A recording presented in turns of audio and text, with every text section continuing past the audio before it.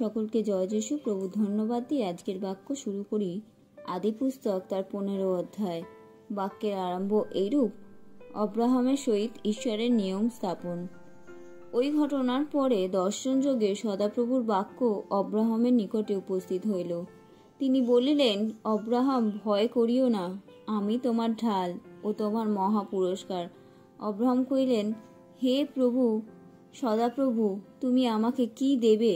আমি তো নিঃসন্তান হইয়া প্রয়াণ করিতেছি, এবং এই দমেস্কীয় ইলিয়েসর আমার গৃহের ধনাধিকারী। আর অব্রাহাম কহিলেন, দেখো, তুমি আমাকে সন্তান দিলে না, এবং আমার গৃহজাত একজন আমার উত্তরাধিকার হইবে। তখন দেখো, তাহার কাছে সদাপ্রভুর বাক্য উপস্থিত হইল, যথা ওই ব্যক্তি তোমার উত্তরাধিকারী হইবে না, কিন্তু যে তোমার ঔরসে জন্মিবে সেই তোমার উত্তরাধিকারী হইবে। পরে তিনি তাহাকে বাহিরে আনিয়া কহিলেন, তুমি আকাশে দৃষ্টি করিয়া যদি তারা গণিতে পারো, তবে গুনিয়া বলো। তিনি তাহাকে আরো বলিলেন, এইরূপ তোমার বংশ হইবে। তখন তিনি সদাপ্রভুতে বিশ্বাস করিলেন, আর সদাপ্রভু তাহার পক্ষে তাহা ধার্মিকতা বলিয়া গণনা করিলেন।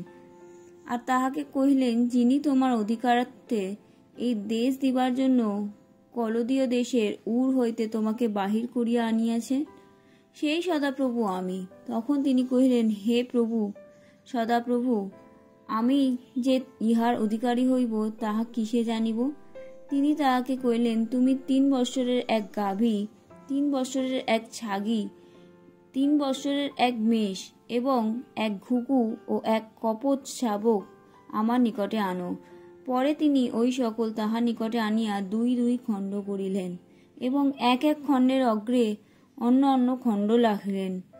পরে পক্ষীগণকে দ্বিখণ্ড করিলেন না। পরে হিংস্র পক্ষীগণ সেই মৃত পশুদের উপরে পড়িলে অব্রাহাম তাহাদিগকে তাড়াইয়া দিলেন। পরে সূর্যের অস্তগমন সময় অব্রাহাম ঘোর নিদ্রাগত হইলেন, আর দেখো, তিনি ত্রাসে ও অন্ধকারে মগ্ন হইলেন।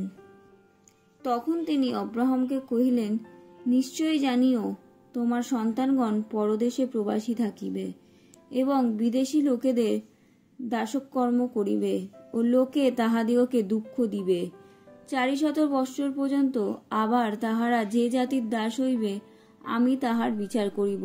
তৎপরে তাহারা যথেষ্ট সম্পত্তি লইয়া বাহির হইবে, আর তুমি শান্তিতে আপন পূর্বপুরুষদের নিকটে যাইবে, ও শুভ ও বৃদ্ধাবস্থায় কবরপ্রাপ্ত হইবে, আর তোমার বংশের 4র্থ পুরুষ এই দেশে ফিরিয়া আসিবে।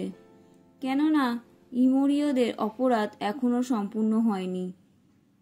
পরে সূর্য অস্তগত ও অন্ধকার হইলে দেখো, ধূমযুক্ত চুলা ও অগ্নিময় উল্কা ওই 2 খণ্ডশ্রেণীর মধ্যে দিয়া চলিয়া গেল। সেই দিন সদাপ্রভু অব্রাহামের সহিত নিয়ম স্থির করিয়া কহিলেন, আমি মিশরের নদী অবধি মহানদী ফরাত নদী পর্যন্ত এই দেশ তোমার বংশকে দিলাম।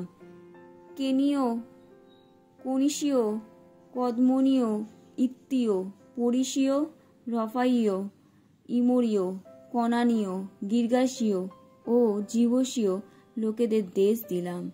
আমেন।